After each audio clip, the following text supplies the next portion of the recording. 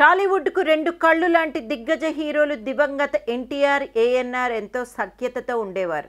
ఏఎన్ఆర్ ప్రత్యక్ష రాజకీయాల్లోకి ఎప్పుడూ రాకపోయినా తెర వెనుక మాత్రం ఎన్టీఆర్కే సపోర్టుగా ఉండేవారు. అయితే వారి వారసులైన బాలయ్య, నాగార్జున మధ్య మాత్రం ఆ సఖ్యత ఉన్నట్టు లేదు. నాగ్ ఎవరు అవునన్నా కాదన్న వైసీపీ జగన్ అనుచరులతోనే ఎక్కువ సన్నిహితంగా ఉంటూ వ్యాపారాలు చేస్తూ ఉంటాడు. ఈ క్రమంలోనే నాగ్ పొలిటికల్ ఎంట్రీపై కొద్ది రోజుల క్రితం వార్తలు హల్చల్ చేశాయి కూడా. అయినా పొలిటికల్ ఎంట్రీ వైసీపీ నుంచే ఉంటుందని, నాగ్ వైసీపీలో చేరి గుంటూరు నుంచి లోక్సభకు పోటీ చేస్తారనే ప్రచారం జరిగింది. ఏపీ రాజధాని కేంద్రంగా నాగ్ తన వ్యాపార సామ్రాజ్యాన్ని విస్తరించుకునే క్రమంలోనే నాగ్ పొలిటికల్ ఎంట్రీ ఉంటుందని కూడా వార్తలు వచ్చాయి. ఈ వార్తలపై నాగ్ స్పందించకపోయినా ఆయన భార్య అమల స్పందించారు. నాగ్ పొలిటికల్ ఎంట్రీ లేదని, అలాంటిది ఉంటే తామే స్వయంగా చెబుతామని కూడా చెప్పారు. ఇక ఇప్పుడు కొత్తగా వినిపిస్తున్న టాక్ ఏంటంటే నాగ్ పొలిటికల్ ఎంట్రీ డైరెక్ట్గా లేకపోయినా ఇండైరెక్ట్గా ఉంటుందని తెలుస్తోంది. నాగ్ వైసీపీ కోసం తెర వెనుక నుంచి పని చేస్తున్నట్టు కూడా విశ్వసనీయ వర్గాల ద్వారా తెలుస్తోంది.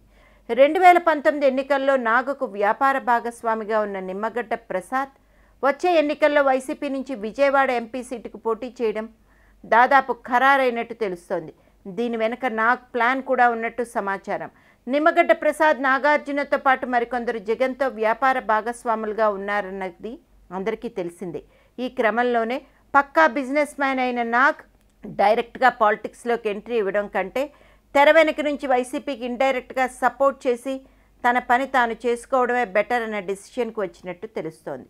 నాగ్ డైరెక్ట్గా వైసీపీకి సపోర్ట్ చేస్తే తర్వాత టీడీపీతో చంద్రబాబు, బాలయ్యతో ఫ్యూచర్లో ఎప్పుడైనా ఇబ్బంది రావచ్చు. అందుకే నాగ్ వైసీపీ కోసం తెర వెనక మంత్రాంగం నడిపిస్తూ నిమ్మగడ్డకు సపోర్ట్ చేయాలన్న డెసిషన్కి వచ్చినట్లు తెలుస్తోంది.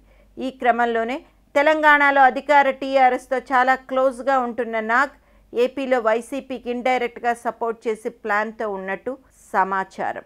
వైసీపీ గెలుపు కోసం నాగ్ తెర వెనక ప్లాన్ ఇదే అంటున్నారు ఇండస్ట్రీ వర్గం వాళ్ళు.